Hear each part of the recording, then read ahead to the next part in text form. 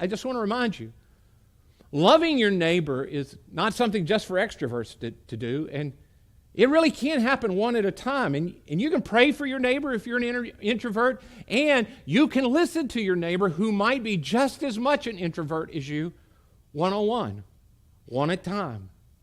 You're going to have in your neighborhood a one-on-one relationship with the people you work with, and you can know where they are. This isn't about holding some big neighborhood block party. Becky and I recently just moved to a new neighborhood. We haven't lived there a few months now. We've lived there about half a year now.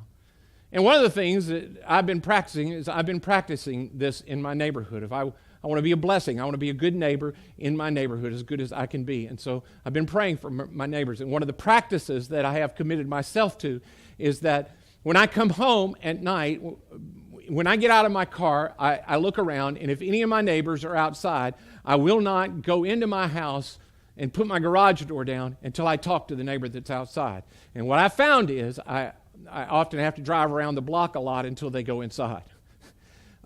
Really, what I found is this unbelievable natural resistance I have to do what I genuinely want to do. There's like it's something that's stopping me from doing it. In fact, recently I was outside. It was about 8 o'clock. It's summer. It's only a few weeks ago. I'm outside. I'm doing a few chores before it gets too dark. And while I'm outside, I noticed that a neighbor across the street from me, that he and his wife are outside, and they're obviously unloading something from his pickup. Now, these are neighbors I have not yet met, but I've been praying for them. I've been praying for the people in that house, and I've been praying, God, would you use me to bless the people in that house? I've been praying for them, and I see that they're trying to unload something. And I stand back, and the first thought that I have to myself, even though I've been praying that I could bless them, is, the thought I have is, wow, I hope they don't notice me. I hope they didn't see me.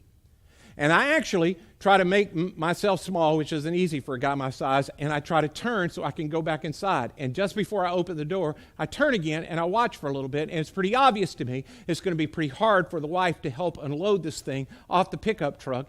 And I've been praying the whole time that I'd have a way that I could bless them. And I turned again to go back inside. But before I grabbed the handle to open it, I turned back and I said out loud, hey, do you need help with that? And she quickly said, yeah, that would be great.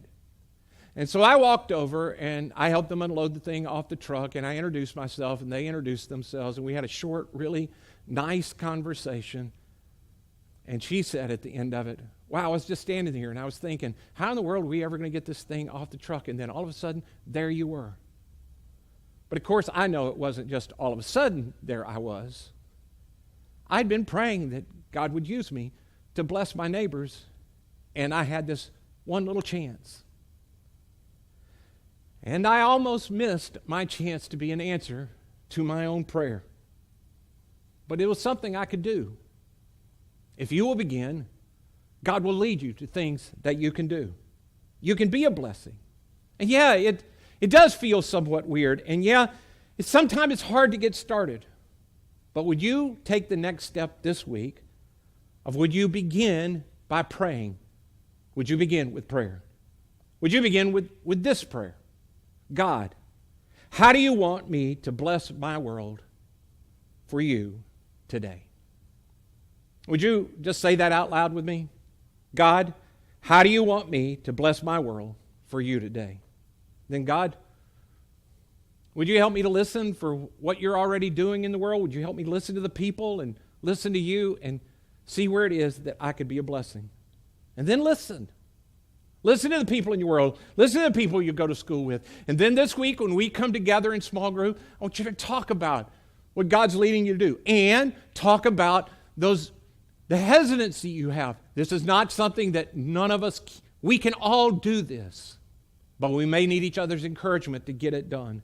And remember, this is not just listening so that we can go off and do some great thing and everybody can talk about how much good we've done in the world. This is about blessing our world because we have been blessed. We are not doing this so that everybody can say how great we are. We have been blessed and we want to bless our world. Jesus heard one man's voice among all the noise in his world. And there may be people in your neighborhood that no one has ever prayed for or no one is actively praying for. And they need somebody to listen to them. Would you hear the voice of God calling you to bless the people in your world, would you say, God, what do you want me to do to bless my world for you today?